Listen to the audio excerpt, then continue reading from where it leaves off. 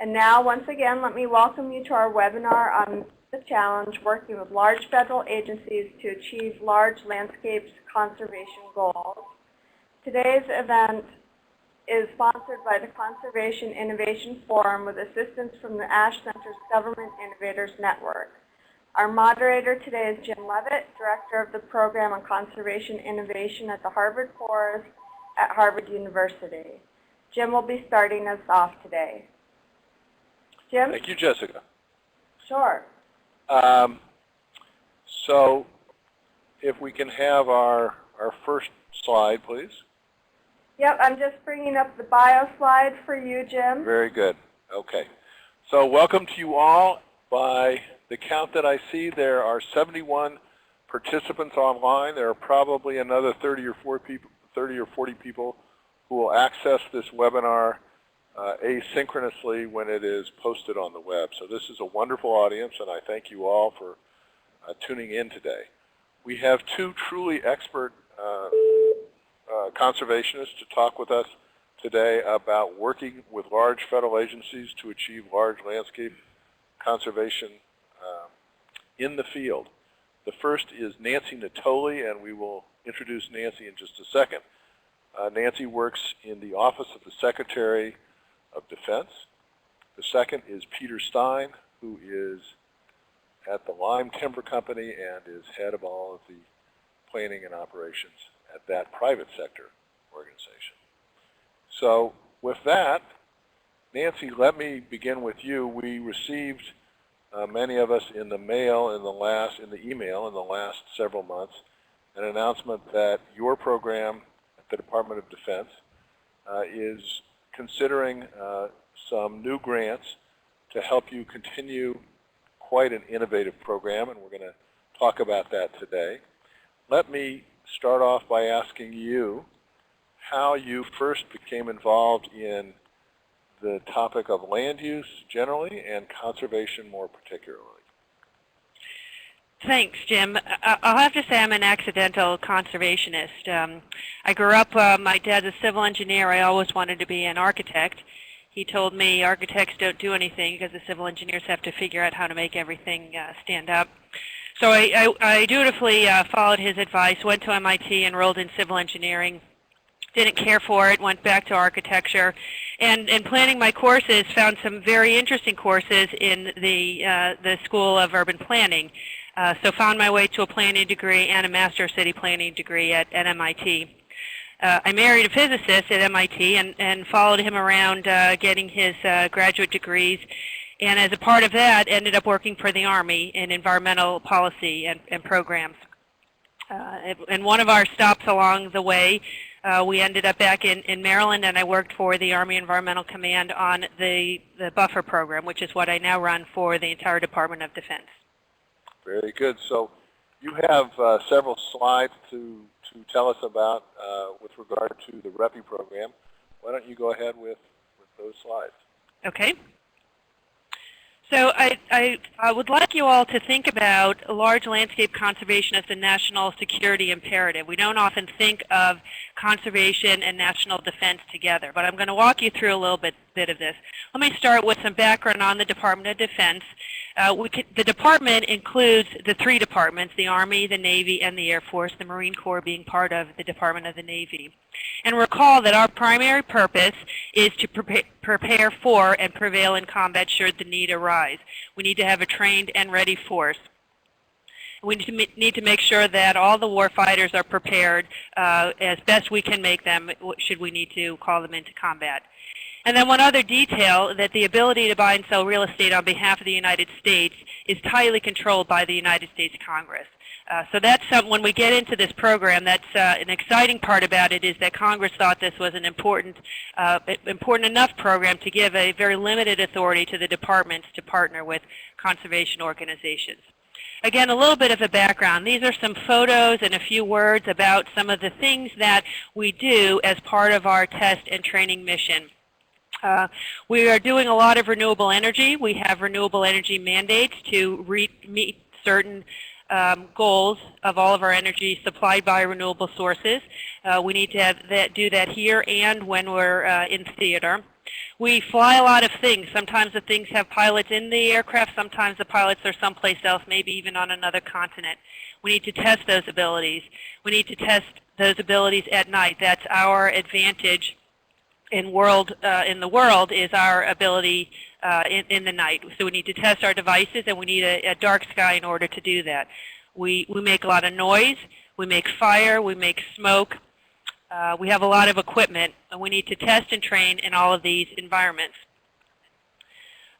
These are some places where we do these things. We need to be able to do those activities in a variety of conditions. On the left is the part of the U.S. Army garrison in Hawaii on the island of Oahu. That's Fort API Hill in Virginia, Fort Bliss in New Mexico, and Fort Stewart in Georgia. And incidentally, these are some of the creatures that use the land and live on the land that we do all of those other activities as well. There are 351 threatened or endangered species that are part of the lands that we control on behalf of the American people. So given that situation, this is what we find sometimes. These are signs from Fort Bragg, North Carolina. We find that when there's an endangered species that's resident in our training areas, we need to protect that endangered species as any other federal agency. And so our ability to train in a realistic environment is hindered. Furthermore, it's not just the endangered species. As our training areas get larger and as communities grow up around our fence line, sometimes those two things don't do well together right next to each other, the civilian and the military activities. Let me just give you a little bit of a picture here. This is Southern California. That horizontal line there is the border between Nevada and California. You can see Las Vegas in the upper right-hand corner and Los Angeles down in the far lower left. You can see some goldish outlines of some military installations. Fort Irwin right there in the middle, Marine Corps 29 Palms towards the bottom, and for the Navy, China Lake up towards the left-hand side. The red boxes are the maneuver areas required for the different forces. So you see the tiny red box sort of just lower right of center, and that's the area that the World War II force needed in order to train. And then you see a Desert Storm box a little up to the left, the current force in the middle. Future Combat System force takes up all of Southern California and Nevada. So this is the situation that we find ourselves in. We actually need a greater training space in order to conduct realistic exercises. So the situation is our test and training capabilities are at risk. The ability to train, it's a perishable skill. It needs to be renewed regularly. We can't just certify a unit, certify the soldiers when they first come in, and then assume those skills are good to go for the remainder of the career. It has to be constantly renewed. And what we call encroachment are the effects from outside, and some of our effects are smoke and our noise that affect our neighbors. And these things begin to constrain the type, timing, and nature of the activities that we can do.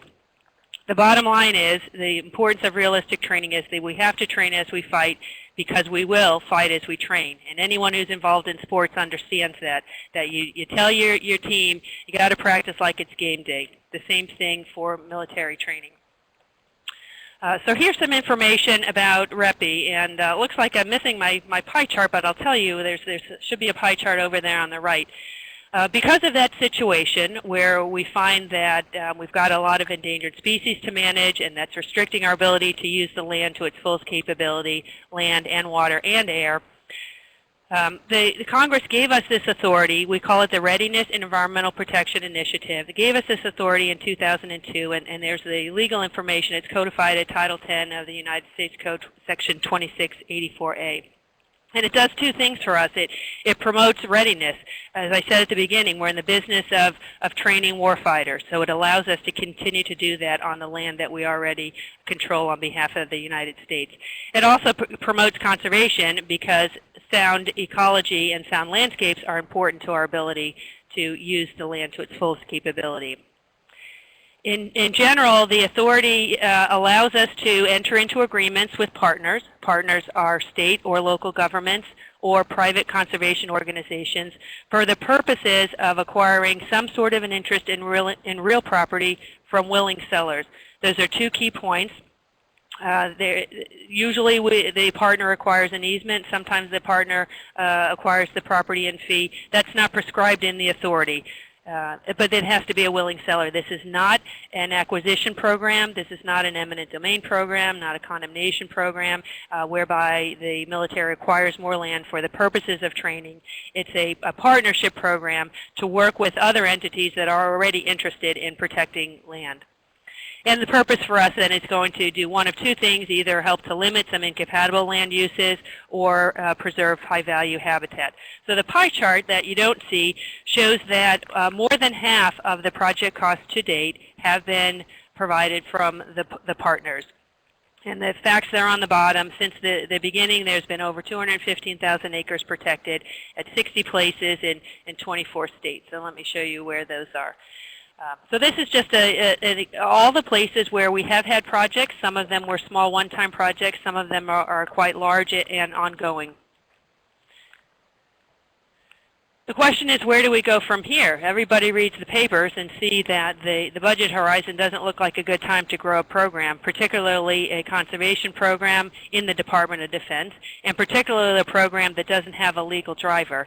For example, if we don't enter into these protective agreements and work to protect land, we're not going to see the effects for probably several years down the road.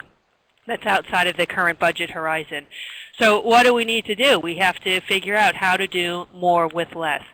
We have to clearly articulate that there is a mission benefit from the things that we are doing. Even though it's a conservation activity, there is a direct benefit to the mission. As a program, we're looking at increased awareness across our partners of all the tools available to us that we can use in refining them and improving on them, and in fact, making more tools to put in the toolbox. Part of that is building on the successful things that have already been done before. What I like to say is the authority is very broad. There were some very smart lawyers who worked on this at the very beginning, and so I encourage our partners and the services to go out to the edge of that authority, find out what you can really do within that, and our legal office will help with that as well. We're looking for a better coordination with other federal agencies. Now, if you recall, I said the partners could be a state or local government or a private conservation organization. That doesn't mean that federal agencies cannot participate in our partnerships, but the direct agreement can't be with another federal agencies. In fact, in most of our locations, there are federal grants that are part of the packages, and we coordinate with the other federal agencies as much as possible, and we need to do more of that. We need to be able to define the outcome, that we are getting measurable results, and we need to work with the private sector more. So here I come to what Jim alluded to at the beginning, the REPI challenge. We just step back again and summarize. So when we first started, we didn't have the REPI authority. Remember, that was in 2002. When there was a problem at Fort Bragg in the 1990s, the lawyers used the Sykes Act. Then in the middle box, you see that we now have the REPI authority. And what we're thinking now is we need to move towards linking REPI with other tools and regional planning. So here's a little movable slide. Let's see if this works. So instead of, if you see there in the middle, this is a hypothetical situation. We maybe have a little Army airfield there in the middle, and somewhere else there's a wildlife management area, and various agencies and organizations are protecting land in a little bit of a patchwork situation. But what we really want to see is that could we in fact have more of a landscape approach and link them together and have greater benefits for all of those organizations. And so we look at a place like this is the southeast United States, and we've outlined some major federal lands and military installations. Can we think of these as nodes and think about building a landscape approach, conservation approach between them? So we've been doing our homework. We've been studying and listening to the experts.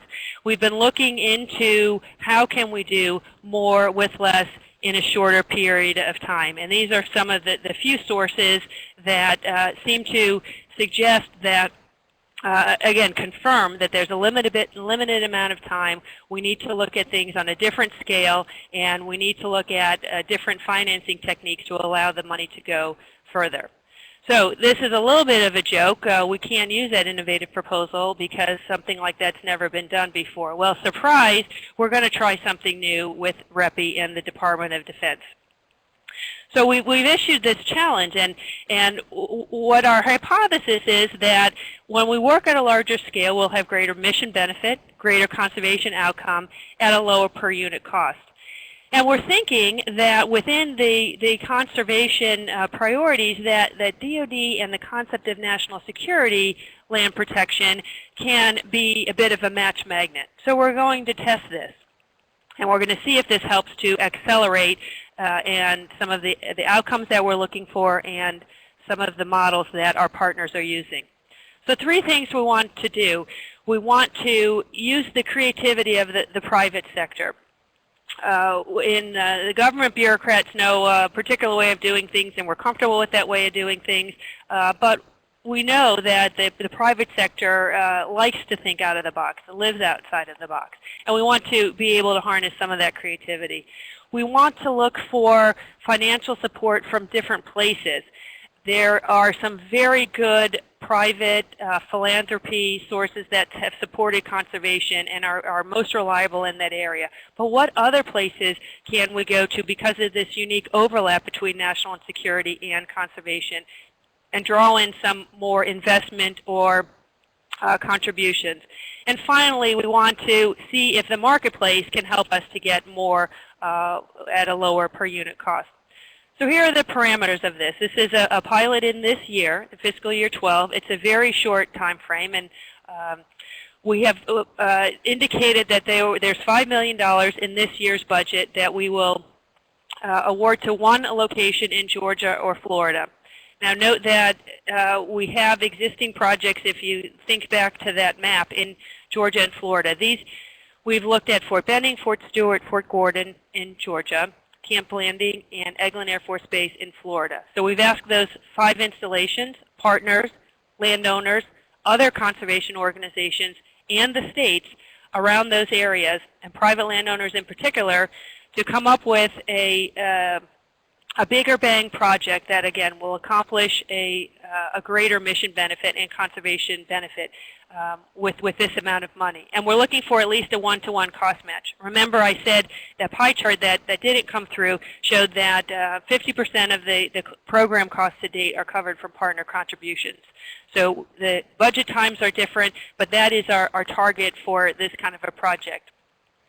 I think, Jim, this will be a nice lead-in to what Peter wants to talk about, because it's a lot of our homework and research over the years of some of the things that Lyme Timber has pioneered that has suggested to us that, in fact, we can achieve more on a larger scale. And it's complex, but there are some folks that are up to the challenge, and we're hoping to enlist them to help us to further the Readiness and Environmental Protection Initiative for the Department of Defense. Very good. Nancy, I'm going to invite our listeners to put their questions in the right-hand column. We will hold the questions until after Peter Stein has a chance to talk, so that we can have a dialogue with both of you. But let me ask one quick thing before we go to Peter, which is, how does the REPI challenge and the work that you're doing at the Department of Defense interleaf with the America's Great Outdoors initiative that is a cross-agency, cross-departmental initiative within the administration? We are very excited about the America's Great Outdoors, which has identified some key landscapes. And we're particularly interested in the longleaf pine landscape and the southwest desert landscape as priorities in the America's Great Outdoors, because those are places where we have some very large military installations, and they're very important to us strategically. So we're excited about partnering with that effort that's going to bring all of those things together. REPI would be the actual tool by which we participate, by which we bring funds, by which we engage with private organizations in order to do some actual land conservation in those landscapes. Very good. All right. Well, with that, Peter, let's turn to you.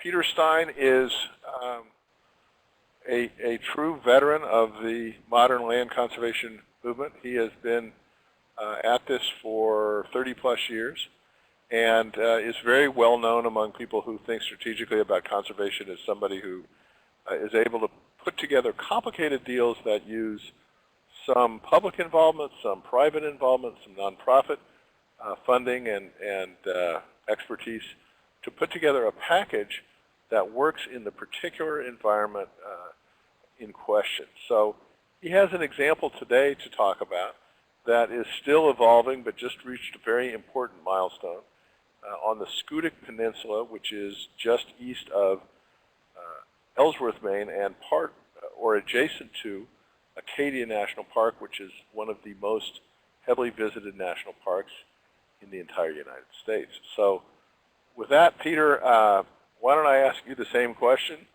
Although I think many of the people online know some of this. How did you get involved in conservation, and how have you sustained this really abiding professional interest of yours? Well, I just looked through the participant list, and I just wanted to say hello to 10 or 20 of my close friends who, for some reason, didn't have more important things to do and are listening to this. I also want to clarify on the bio slide that I just work at Lyme Timber. I used to work at the Trust for Public Land, but I only have one job. So anyway, I was lucky enough to go to UC Santa Cruz many decades ago, and was hired out of college by a very interesting person who was starting a new national land conservation organization called the Trust for Public Land. And they needed someone who could spend their mornings buying expensive coastal ranches that became Golden Gate National Recreation Area, and would be willing to take BART over to East Oakland in the afternoons and work with the Black Panther political party to preserve community gardens. So that was sort of an unusual job description, and I raised my hand and said, boy, I'd like to do that. And that was my start in the land conservation field, and that was in 1975. So for many years, I worked at the Trust for Public Land, and then in 1990, I joined a private investment firm called the Lyme Timber Company, where we pursue conservation investments in partnership with state agencies, federal agencies, and nonprofit land trusts. Very good. All right, well, can you tell us a little bit about one of your latest adventures, which is this deal at Schoodic Point, which is on the mainland side of Acadia National Park in the town of Winter Harbor, and how that came about, and how the interaction of sectors was critical to making this work. Sure, and I think my slides are about to show up.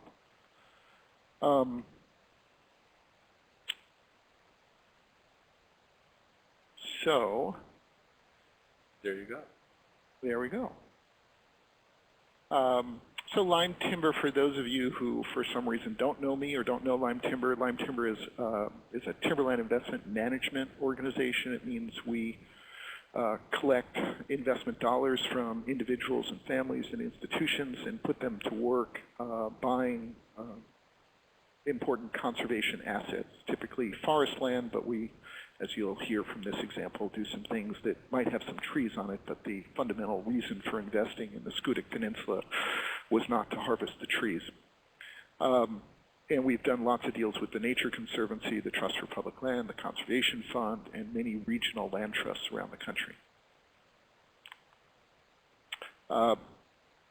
We're a little different than most other timberland investment management organizations in that we try to use these possibilities of conservation investing in every one of our transactions. So to date, we've acquired a total of about 2 million acres of land over the last 25 years, and almost all of that is subject to perpetual working forest conservation easements. It's no longer all owned by the Lyme Timber Company, but it's now owned by other investors and other families, but they are subject to those same perpetual restrictions. And for those of you who follow silviculture issues or sustainable forestry issues, 95% of our land is certified under the Forest Stewardship Council, and about 2/3 of our land base is duly certified under the Forest Stewardship Council and the Sustainable Forestry Initiative. So we've been around since 1976. I joined in 1990. We started our small consulting business in 1992, and in 2010 and early 2011, we raised our current fund, and that's the fund that invested in the property on the Schoodic Peninsula. So Jim alluded to where it is. It's just east of Acadia National Park. Well, it's actually north and east, since it touches a unit of Acadia National Park. And we're talking about a fairly large landscape. The state of Maine and a bunch of nonprofit partners have been investing for 25 years or more in and around Schoodic Mountain, Donnell Pond. If any of you have been to a state park there, that's the one you went to. In fact, Lyme Timber has had an old investment in partnership with Maine Coast Heritage Trust and the state of Maine on Donnell Pond in the mid-1990s. And it's a wildlife corridor that then runs towards the ocean and eventually ends at the Schoodic unit of Acadia National Park. So the area that's shown in blue on this map was purchased in the early 1980s by a group of Italian families who were vacationing on the coast of Maine, saw a for sale sign, and made a somewhat whimsical investment. And thanks to the Google Translator function, I figured out how to talk to those families. My first interaction with the families was actually in the late 1990s when Friends of Acadia heard that they had some plans. Friends of Acadia is the advocacy and friends group for Acadia National Park, had some plans for doing some type of development on their property. I attempted to I did make contact with the family, but that contact went absolutely nowhere. And then starting about 4 or 5 years ago, the same group of families began a planning process to do a relatively massive so-called eco-resort on the property that would have had many hundreds of units, a marina, all kinds of infrastructure, and would have been highly visible from the high point of Acadia National Park, Cadillac Mountain, which is all of 2 or 3 miles across the water from this location, as well as impact the existing National Park Service land known as the Schoodic unit. So the blue property has about a 2-mile common boundary with the National Park Service property that's shown in green, has about a mile of water frontage or a little more, has a couple of large islands, and has habitat that really is critical to the wildlife that exists on the Schoodic Peninsula. The middle of the property is actually the public water supply watershed area for the town of Winter Harbor, and that was already conserved in a transaction that was done by Maine Coast Heritage Trust and the town. So, the superintendent of Acadia National Park, I think using the U.S. consulate in Italy, developed a conversation with the Italian family and began to explore whether or not they would sell their property to the United States of America as an addition to Acadia National Park, and that began approximately 2.5 years ago. And Maine Coast Heritage Trust was involved in that dialogue. The Conservation Fund was involved in that dialogue. And while some progress was made, about a year ago, the family decided that they couldn't withstand the multi-step bureaucratic process of doing a transaction directly with the United States of America. And they didn't understand the interagency appraisal process. They wanted to perhaps retain a portion of the property.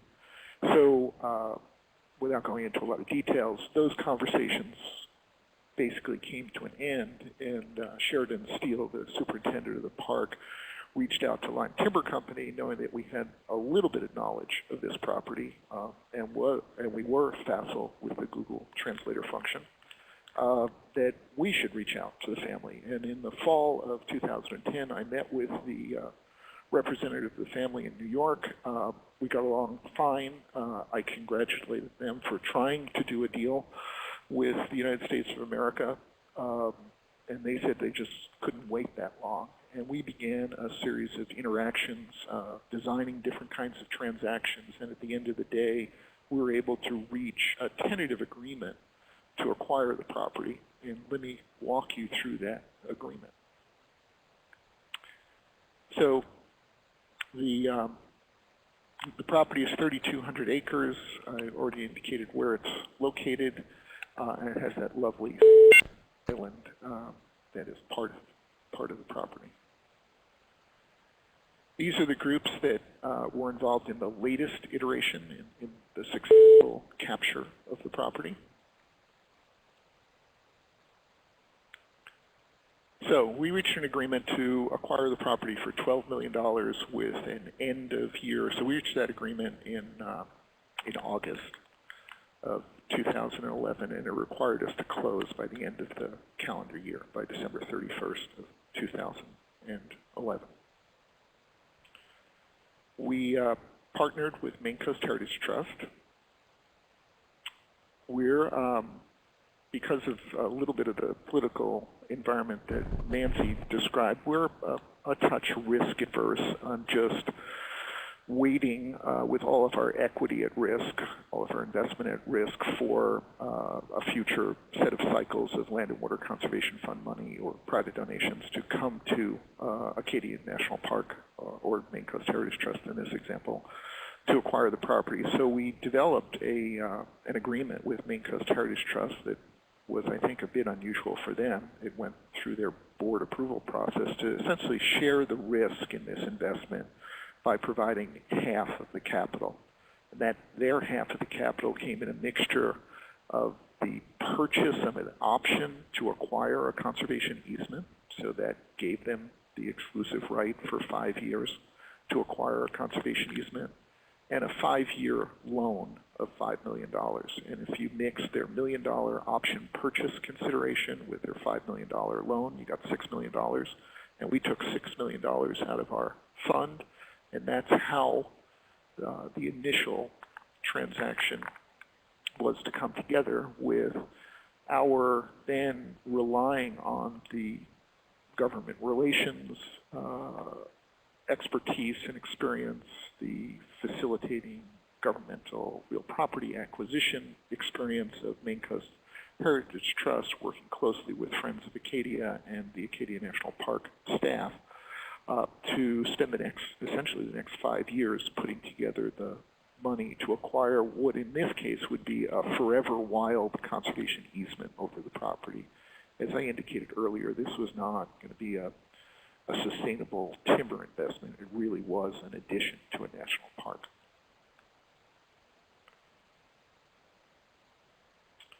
So, and the money principally would have been secured through annual appropriations coming from the Land and Water Conservation Fund, mixed most likely with some degree of private philanthropy. And when it all came together, would have taken 5 or 6 years. We would have sold the conservation easement. We might have then sold, again, we would have recovered more than our investment through the sale of a forever wild conservation easement, hopefully. And we would have either gifted the encumbered fee to the United States of America, or gifted it to Maine Coast Heritage Trust, or sold it to a conservation buyer who would have done the same thing. But remember, under this original transaction design, the property would have been encumbered by such an easement, so there was no longer a risk that inappropriate development that would have impacted either the habitat qualities of the property or the adjacent national park land that could not have occurred.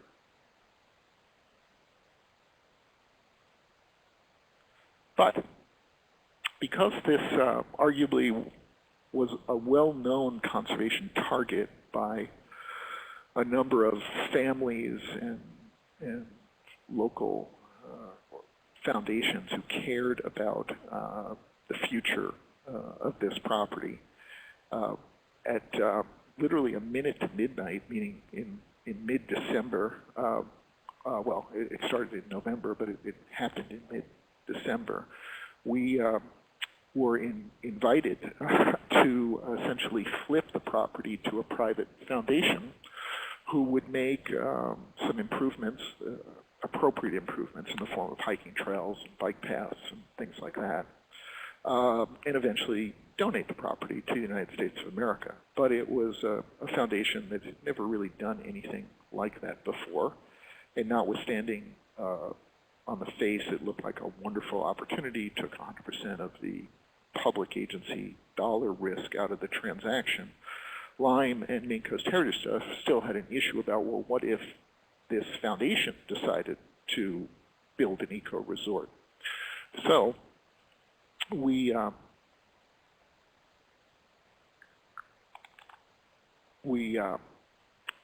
decided to have the foundation essentially substitute a loan for Maine Coast Heritage Trust, but we still sold an option to acquire a conservation easement to Maine Coast Heritage Trust. So the property was burdened or encumbered with this option. And while the option was sold for a considerable amount of money, the exercise price on the option was a total of $10. So any time in the next 5 years, should, for some reason, and we think it's highly unlikely, this private foundation forget to donate the property to Acadia National Park, this option can be exercised for $10 million, and we have an arrangement. If for some reason Maine Coast Heritage Trust doesn't have $10, excuse me, I said $10 million, it's $10. If they don't have the $10 that day, we'll supply the $10.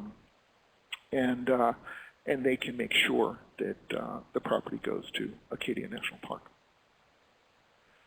So we can't promise that such an event will occur in every one of the deals we do, and candidly, this is probably the most intensely significant conservation land that Lyme Timber has ever purchased. And some of our project partners will disagree with us about that, but rarely are we doing acquisitions adjacent to national parks. We're usually doing additions to state parks, state forests, or buffers to national forests or wildlife refuges. But this really is something that should be used by the public.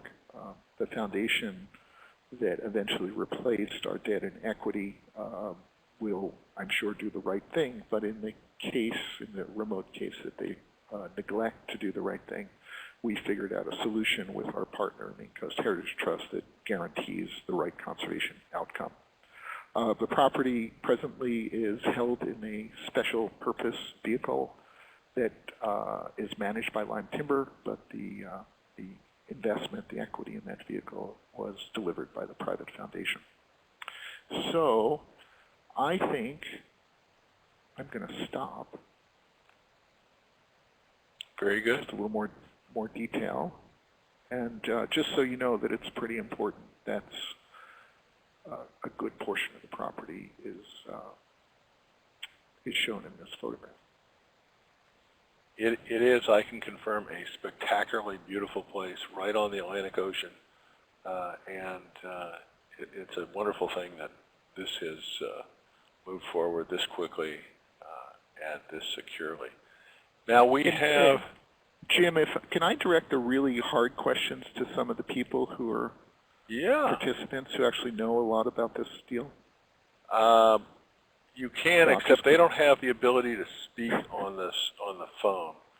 So if they want to offer something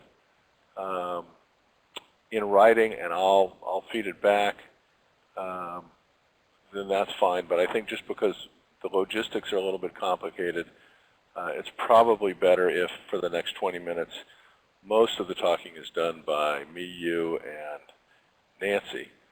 We have questions that are appearing both in the middle column under Chat and in the right-hand column under Submit Your Questions. They're best in Submit Your Questions, but either place is fine. Let me take a question from Ron Farr, and this is, I think, for Nancy, but Peter, you're knowledgeable about this as well. Does land purchased under REPI allow public access or active resource management?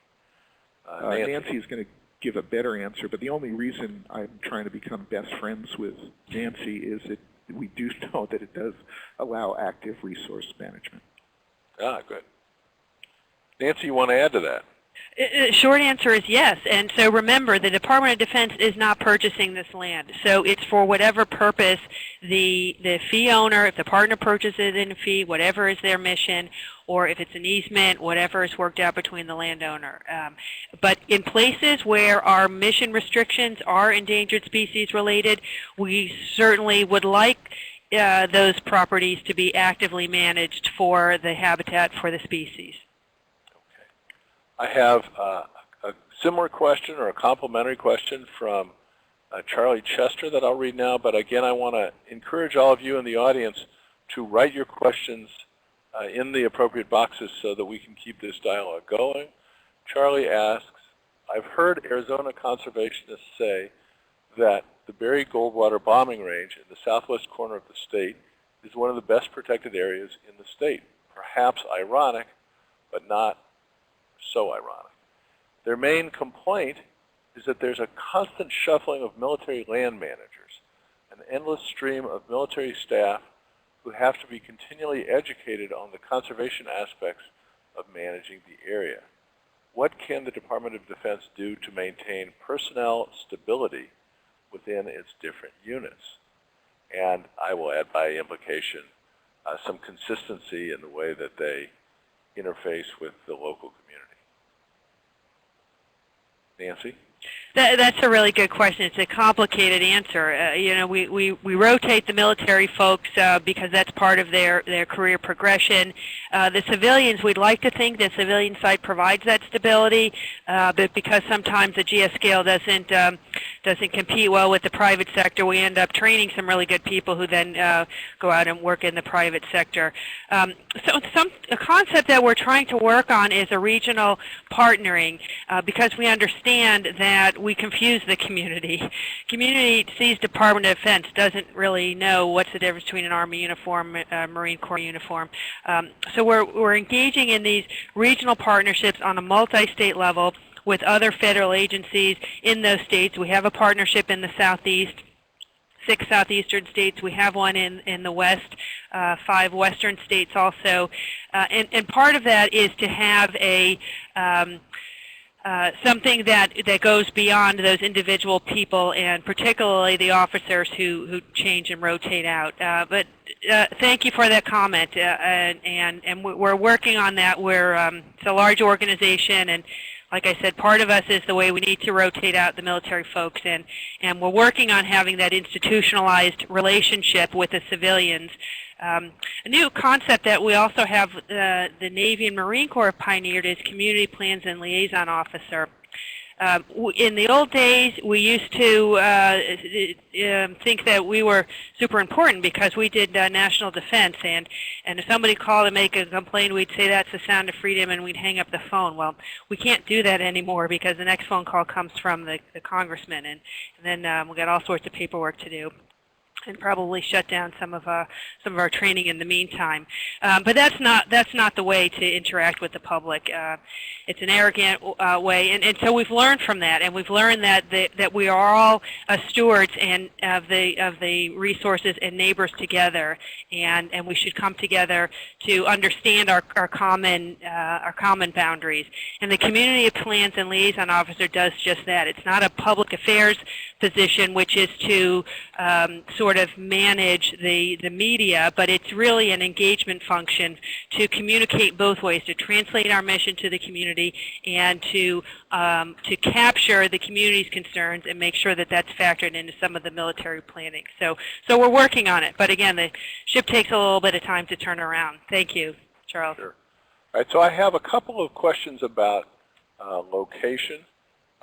First from Paul Dosher, who asks, I noticed that the program, and I think he's referring to the REPI program, has not done a project in New England. Is there a reason why or why not? When we started the program, it was to solve a problem at Fort Bragg, and then we realized it wasn't just a Fort Bragg problem, that it was going to be a problem that was elsewhere.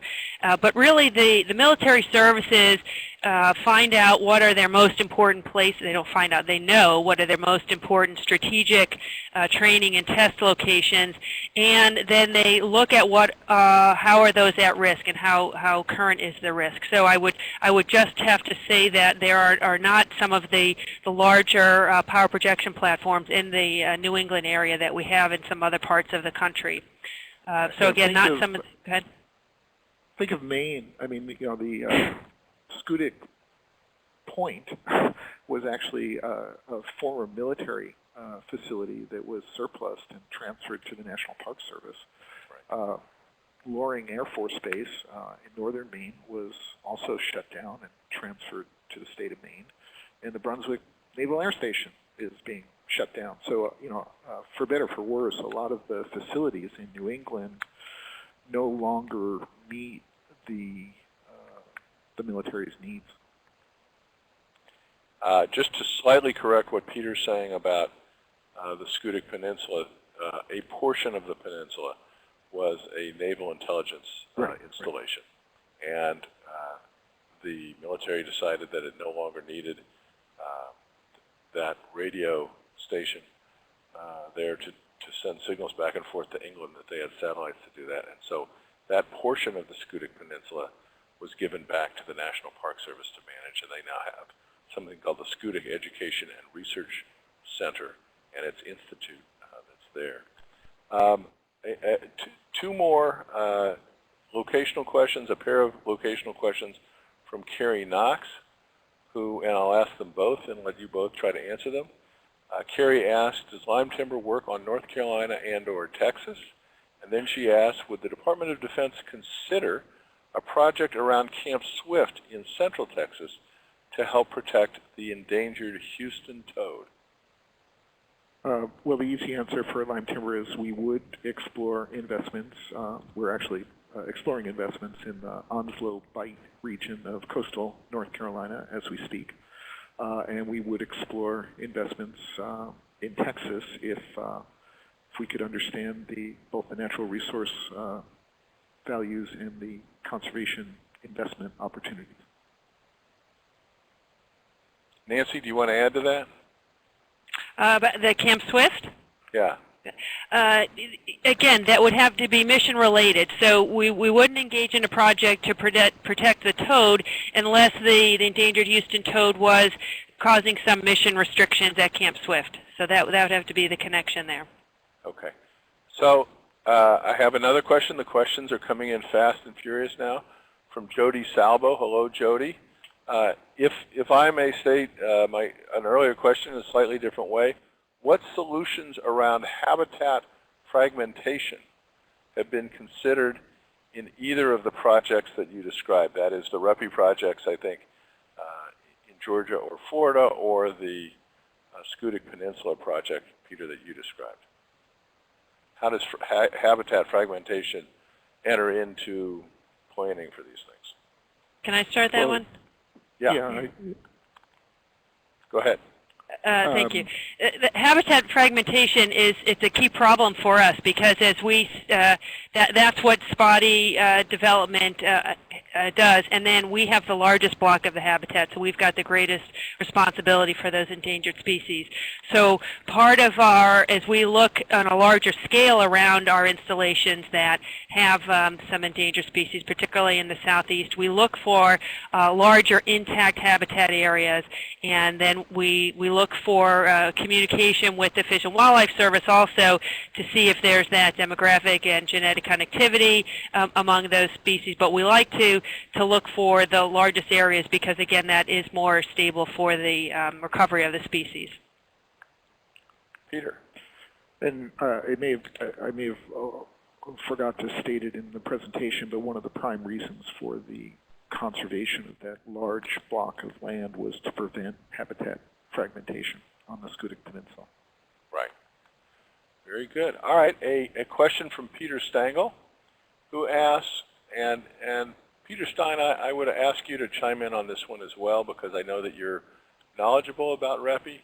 What would Nancy and Peter consider to be the ideal project for the REPI challenge? What would fill in the dot on all of the boxes?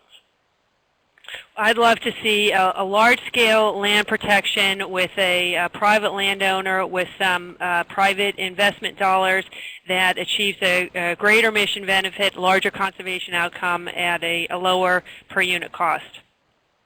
That would be very exciting. I would second that, and the only way to improve on that would be if Lyme Timber was involved in the deal. Okay. I have to compliment the audience. You all are asking very specific and well-directed questions. Owen Fairbank asks, how does REPI use payment in lieu in relation to direct protection of properties through purchase or easement? I'm not sure I understand the payment in lieu question. That's a separate situation. Our agreements are with the state or local government, the conservation organization, and we work in priority areas. And again, according to the mission of the partner, whether they want to purchase it in fee or easement. Yeah, as far as I know, because we have learned a lot about the REPI program. An investment as a partner in a deal from one of the branches does not trigger an obligation to make a payment in lieu for real estate tax purposes. All right. I have a question from Rio de la Vista. It's a question about her part of the country, but I think it applies nationwide. She says, here in the San Luis Valley of south central Colorado, we are working with the U.S. Fish and Wildlife Service on a landscape plan to allow for the agency to acquire conservation easements on private land, which could well add to our capacity to conserve important habitat. We are also a priority area for the America Great Outdoors program or initiative of the Obama administration. Do either of you know or see the possibility for land and water conservation funding being available to fund third-party easements? I'm not sure I quite understand that question, but the broader question, well, go ahead, Peter, and answer it specifically, and then I'll ask a broader question. So land and water conservation fund money, either the state side or the federal side, can be used by public agencies, the state side by state government or local governments, and the federal side by the federal land management agencies. And Fish and Wildlife Service, over the last 8 or 9 years, in a number of important landscapes around the country, have been buying conservation easements. Probably the largest example, meaning acreage under easement, is the Rocky Mountain Front in Montana, where the refuge unit owns 5,000 or 6,000 acres in fee and 150 or 200,000 acres now in conservation easements. But those easements are held by the U.S. Fish and Wildlife Service. They are not held by a local land trust or even local government, because it's from the federal side of the Land and Water Conservation Fund that the money is coming from. Okay. I have, the system is working as I asked it to. I have a piece of additional information about a prior question from David Mansky, who is one of the senior officials at Acadia National Park. David writes that for the information of the participants, the National Park Service worked with the United States Geological Service to conduct a modeling study to evaluate the impacts of the development of the Schoodic property on habitat fragmentation and existing wildlife corridors. The results of that study helped inform us about the potential dire consequences of the adjacent property being developed into the proposed eco-resort. So, to slightly rephrase, the Park Service did its homework, particularly with regard to habitat fragmentation several years ago, and that, I think, was part of the Park Service's drive and motivation to continue to try to figure out one way or another how to protect this land in an appropriate way. So David, thank you for writing that in. I have one more question, and then I'll ask, after the answers to that, Peter and Nancy to make any concluding remarks. This has been a great session. Nancy, I have a question from Andrew Chamar, who asks, outside of $5 million for the pilot project in the Southeast, can you give us a sense of expected REPI funding for other projects put forth by the services in FY12? We have a number of land trusts already working with West Point on an ACUB project buffering this installation's training areas. We understand the West Point application is at AEC for staffing and approval. But funding is one uncertainty. Without speaking to this project, do you have any insights on the overall funding, or if you could talk to that particular project, go ahead with that as well. The budget is a very difficult situation. Our budget for fiscal year 12 is $54 million. We are making decisions right now on that funding. We've sent out a good bit of it already for the fiscal year 12 projects. As you say, the West Point project is not approved, so it wasn't submitted to REPI. However, the Army is still working that through the process. For fiscal year 13, the President's budget request was $50 million for REPI, a slight decrease from fiscal year 12, but a good situation considering the priority and the benefit of this program in that we multiply the taxpayer dollars through the history of the program. Okay. I want to thank Peter and Nancy for excellent presentations. I want to thank the audience for equally excellent inquiries. It appears to me that as we go forward with this series of Conservation Innovation Forum webinars, the quality of these dialogues keeps getting better and better and better. So I'm very appreciative and excited that we keep making progress here, and that the community of practice in land conservation continues to grow in sophistication. Peter and Nancy, let me ask you, do you have any parting words for the audience before we sign off on today's session? Jim, thank you. Peter, thank you for sharing the stage with me here today, the virtual stage. This was a great pleasure and a privilege, and there's a lot of smart people who are watching and listening, and I hope you will come up with some ideas to help us solve our problems and expand our program. Thank you for joining today. And first, I want to thank Jim and the Ash Center for conducting these things.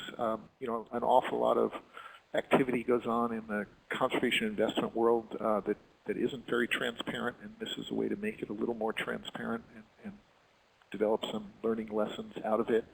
And I would, not that you should immediately email Nancy, but she has been a great resource to many land trusts and national land conservation organizations all around the country in helping find pathways through what can be a sometimes challenging bureaucracy at the Department of Defense. So Nancy's a great resource, and thank Jim and the Ash Center and the Kennedy School for providing this opportunity. Well, you're very welcome. Let me close by saying that this session and all the prior sessions of the Conservation Innovation Forum are posted on www.conservationinnovation.net. That's conservation innovation as one word, .net. This session will be posted, I think, in the space of the next week, and I believe that all the registered participants will get notification of its being posted. Again, thank you all for joining us today, and we will talk with you all and correspond with you all in the next quarter. So long, and have a good day.